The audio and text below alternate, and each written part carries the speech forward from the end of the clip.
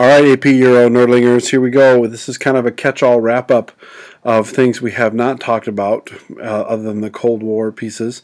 Some of the issues facing Europe post-World War II, that's not the Cold War, although certainly linked to some of it, and what goes on in the world that Europe has impacted. And actually it's kind of a shrinking of European power as they give more power back to the rest of the world.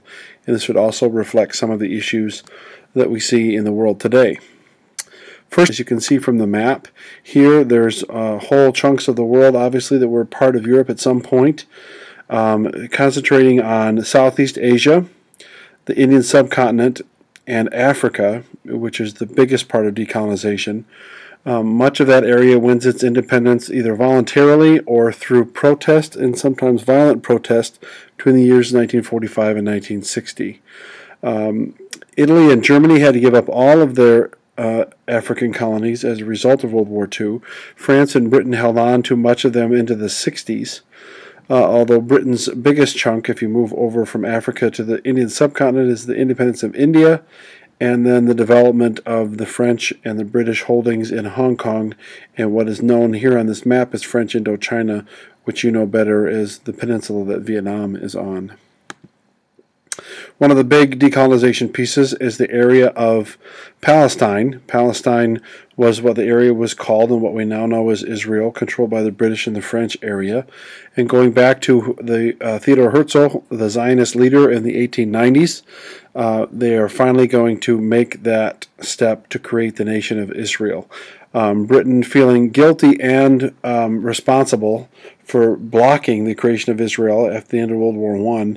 It takes the lead using British Marines to go through the Jewish settlements and to create and carve out a new Palestine with a partition. You can see the Arab yellow and the Jewish orange, and that will lead eventually to the creation of Israel in 1948 after the UN has the partition. So literally, if you were a Palestinian living in this area for 100 years, the British Marines would knock on your door and say 3 days from now you have to be out of this area because this area is no longer yours. It is now part of the Jewish state mandate from the UN. So for better or for worse, so no matter what side you're on, you can see how in recent history why there is conflict as well as ancient history over this land as well. But it's the British and French push for a new Israeli state, and then the state of Israel creates itself in 1948. Here's a decolonization map of Africa. You can see the pre-1949, and then you can see most of it is post-World War II, and the development of that and the freedom of that.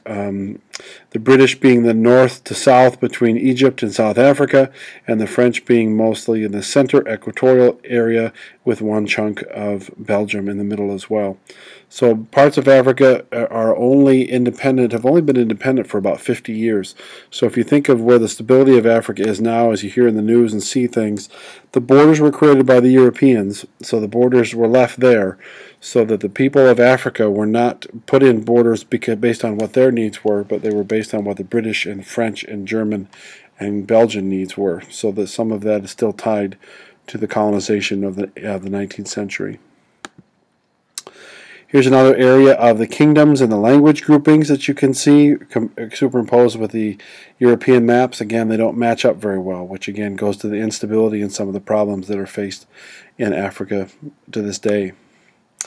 When we talked about de Gaulle in the Cold War, he was influential as a president of the Fifth Republic, rewriting the Constitution, but his real downfall at the end of his presidential career is the Algerian War for Independence. The Algerians don't want a slow process. They want independence right now, and France wasn't ready to do that because of some of the resources they had. And Algerians fighting for their own freedom put up a lot of resistance against the French, and along with protests in the early 60s in Paris, really undermined de Gaulle and what he was trying to do. This is the beginning of the European Union. The European Union flag is the blue flag with those stars, and even though there are more countries than that, the flag won't change. But you can see on the left-hand side the growth of what now we know as the EU or the European Union. It's the European Coal and Steel Community as they develop a six-nation agreement to share steel and coal that grows out of World War II. That will grow into a European economic community, which will share not just coal and steel, the heart of industrialization, but many other trade and commerce pieces. And then in the late 80s, they started talking about common currencies and common free trade zones, which is what the Single Europe Act is in 1987. Is if you're a European Union passport holder, it's really like traveling from state to state. If you're a French citizen and you travel to Belgium or Germany, there is no real border per se. You have to have your ID, your passport with you, but it's not stamped. You have free movement throughout the EU. And then in 1993, the Maastricht Treaty creates what the actual name of the European Union and sets forth the currency that will be changed as we go into the year 2000. Here's the goals: to create a European entity that would enhance the economies of all individual states. This means they all have to have the same currency and similar banking laws, so they have to follow the same rules. And it sounds kind of funny, but definitions of what a chicken is has to be the same everywhere, or what an orange is has to be the same everywhere. And other funny things that are battled over are names of products that we use that are actually European names. So if you're going to have champagne, the French claim that the only thing that can be sold as champagne is stuff from their area of Champagne. So the Germans can't sell champagne. They can only sell bubbling wine, or with gas, as they say in Europe. So there's all sorts of fights that go over food and agricultural products, but the biggest piece of this is currency and banking. Of course, they're trying to become a bloc big enough to compete with the United States, and at the time with the USSR, although we will see that the USSR shrinks in control and understanding. Here's the EU map. You can see a couple of countries that are maybe involved, maybe not. In Britain, they are in the EU, but they do not use the same currency. However, since 2000, all of the prices in the United Kingdom are listed in pound sterling, which is their local currency, and euros, so that if you're a Frenchman that has come to the United Kingdom, you can see how many euros you're spending, even if you're spending in pounds. And actually, if you go to Britain now, they can press a button and show you what it is between dollars, pounds, and euros. Although technically they're sold in pound sterling, because the United Kingdom does not use the euro. There are other countries like Britain, like Sweden, that are cooperative in some ways but not in others. Norway, you can see, is not on this map basically because of oil revenues. They have so much oil, they have no deficit. In fact, they have a bank with a surplus in it. They take all their oil revenues and put it in a bank, and nobody touches it politically. So the Norwegians could go with no tax collecting for about the next 10 years and still be able to pay all their bills without going into debt. Therefore, they have stayed out of the European Union because they have no deficit and no need to finance that. Switzerland is there because of their long-held basically they're stayed out of neutrality is a word that people uses, but basically they're independent and they have high walls of border around them. It's very expensive to live in Switzerland, and they don't let people move in from other countries. They control their population a lot.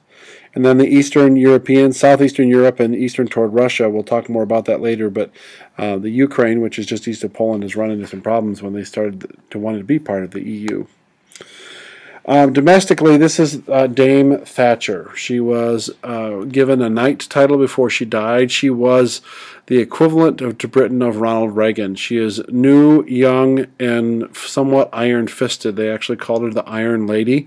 She was one of three conservatives in the 80s, Margaret Thatcher, Helmut Kohl, who was the leader of Germany, West Germany/Germany, and Ronald Reagan in the United States. They were battling high unemployment, high oil prices, and high inflation.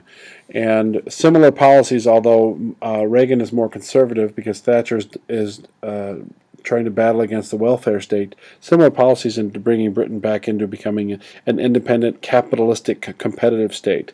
So what they did in the 40s to nationalize healthcare, oil, railroads, and all of that in Britain, Thatcher takes all that away and sells off the railroads to different companies, private sectors, sells the phone company to a British telecom, and they have no competition, but that will be sparked in the 90s. But she takes away the rights of unions and all sorts of battling what you would think of conservative ideologies. So she's hailed as a hero for about 55% of the population, and she is marked as the devil for about 45% of the population. Her party stays in power for almost 12 years. So she basically rules the 80s as Dame Thatcher, although obviously her prime minister is her title. As you can see in the 2000s, before we think of terrorism, America being eccentric or egocentric as we are, there are some terrorism that goes on with the IRA in Britain. You can see that in 2000, 2004, 2005, there's a group called ETA. There's a nationalistic group in Spain. There's a nationalistic group in northern Italy.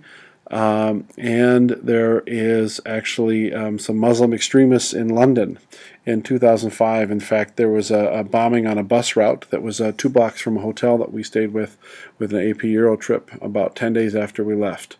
Literally, we would have not affected by the blast, but the hotel we stayed in would have heard the blast, and you would be able to look down the street to see the smoke. So the United States has dealt with terrorism since 2001.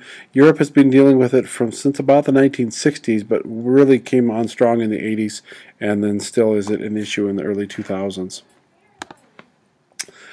Here you can see a dividing line between politics and religious conflicts. The Eastern and Western Europe versus the Orthodox and Christian churches. We've talked about the Christianity and how it's not really influential. Europeans, other than the Italians, the Southern Italians, the Spaniards, and the Irish, most Europeans consider themselves humanists rather than Christians. Their churches are very important to them. The entity of the church is very important because it's the historical part. It's the center of their towns. It's the center of what they do, but they don't attend. So the issue of politics and religion in Western Europe, basically they are separate. You don't get political parties latching on to religious doctrine because, like I said, even Europeans who call themselves Christians or believe in creationism will consider themselves humanists before they consider themselves Christians. So they believe in a higher being but not really organized religion. In Eastern Europe, that is different. The resurgence and the freedom after the fall of the wall, the Christian churches there, the Eastern Christian churches, the Russian Orthodox, the Greek Orthodox churches have a resurgence. So there are actually more religion going on, although half of them would still say that they're humanistic. Eastern Europe has a revival of religion because they can finally practice openly that they couldn't practice under the powers of the Soviet Union. Yugoslavia, if we go back to the map here, Yugoslavia, which in here is a bunch of different states, was one state put together by Woodrow Wilson in World War I. But essentially what happened after the fall of the wall was, you can see the percentages there. There's a whole bunch of different nationalities and ethnic groups stuck together. Remember, you have different languages, you have different ethnicities, and then you have Muslim religion, Greek or Russian Orthodox, and Roman Catholicism. So you have 3 religions and 7 ethnicities, which creates a huge mess. All were not allowed to practice and act on any of those issues during the Cold War. So when the wall comes down and it breaks apart into a whole bunch of different issues. You can be Muslim in one valley, Orthodox in the other, and be the same ethnicity and go to war with each other. You can be Muslim in this valley and Muslim in the other valley, but be different ethnicities and go to war with one another. And so it creates a huge mess in the former Yugoslav Republic as they try to figure out what's going to happen. And basically the short story is one group, the major group, the Serbs, ended up with the army and the weapons that the Soviet Union had left over. They turned those guns and weapons on the minority groups and other areas and ethnically cleansed different people in parts of Bosnia-Herzegovina. And it was not on the mass genocide that it was in the Holocaust, but percentage-wise, it was just as bad in different regions of that area. The man's name, as you see on the bottom there, is Slobodan Milosevic, and he is basically a war criminal. He tried to get rid of people who weren't Serbian, so Serbs had more room in that country. So the area that you see as Bosnia-Herzegovina basically tried to liquefy them. And it was as bad as it was in Vietnam. They put them in ditches and they shoot them. They put them in a building, lock the doors, and burn the building down. They have the men come out and they shoot the men and tell the women to bury the bodies, and then they shoot the women. It was, atrocities were horrific. It was very, very, very poor. It took the West another year and a half to respond, but we did respond. NATO did respond as it was part of Europe, and the response came arguably 3 or 4 years too late after the Bosnian Wars of the early 90s. But in 98, with Kosovo, finally the United Nations went in there, and we're still into the late 2000s or 2010s, 2008 and 9. There were still U.S. soldiers in the Kosovo area. It's still a very poor region of Europe. Lastly, we're going to look at immigration and modern themes since 2000. With the decolonization and the open doors of the EU comes need for labor. And when the stock market went up in the 90s, there were more and more jobs that were needed to be filled by immigrant workers. And the immigrant workers for Western Europe were Eastern Europeans looking for better jobs, and the immigrant workers in Eastern Europe were North Africans and Middle Easterners. And when that became even more difficult to fill the jobs, we have more Middle Eastern movement into Western Europe. So starting about 95 to 2005, you had a whole new version of East African, North African, and Middle Eastern people going into France, Belgium, Holland, Britain, and to a lesser extent Spain and Italy. This is the first time that those cultures have seen diversity. When I teach about the civil rights movement in the United States, the Europeans looked at us and shook our head about how can these people do this to each other. Well, most of the European countries in the Western and Northern Europe were 95 to 98% homogenous. So when you add a diversity and a group of people, and unlike the immigrants from these areas after the war that assimilated into culture or kept their religion and practices under wraps, these new 20th century, 21st century immigrants were moving there for a better life and a better job, but wanted to continue to live their culture and their lifestyle. So you'll see the rise of more mosques being built across Europe since 2000, and the language, and they want the schools to be taught in the language of their original ethnic culture rather than in the assimilation culture.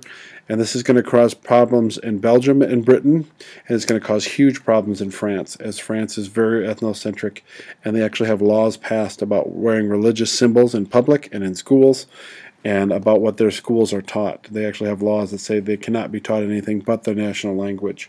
So there's going to be a huge issue of what you can see Eurabia. What is that? Arabians or Arabs move from Middle East, and now most recently, probably not covered in our course, but people moving to Europe from North Africa after the spring in North Africa from Morocco all the way across to Syria. Here you can see an interesting juxtaposition of what we've learned, that what the French has done. I mentioned their laws. The French outlawed the headscarf in 2004. There's riots in 2005 in second and third ring suburbs, poor areas of Paris, because the people moving in from Muslim countries weren't allowed to practice their culture, not as much as their religion. But again, Europeans not being outwardly religious, it's almost inappropriate, if not illegal, to be outwardly religious in public. It's a very private thing for most French people. And then you can see the discouraging of wearing the burqa in 2009, and finally the 2009 Lyon school, they would not change the meals to be halal rules, so they wouldn't serve food that the Muslim kids could eat. And they would not allow burqas, as they saw that as a religious symbol, just as you would not be able to wear a crucifix or a Star of David in French schools. And that has led us even to this more violent piece. And this is what I'm going to end with here. As you see this woman in France protesting with liberty leading the people, and you know that painting, and you can see the bare-breasted woman holding the French flag in the Revolution of 1830, now covered in a burqa. And so they are using that image that the French know well to say, this is our freedom fight. This is why we're fighting, and this is what we're about. And that's what we've seen in the early 21st century. So that about wraps up what we have here. So this is one of our last lessons of the year. And if you were at the basketball game, I hope you had a good time. And if you're watching this while you study for the exam, eat good food before you go, get a good night's sleep, and take a deep breath and answer the questions.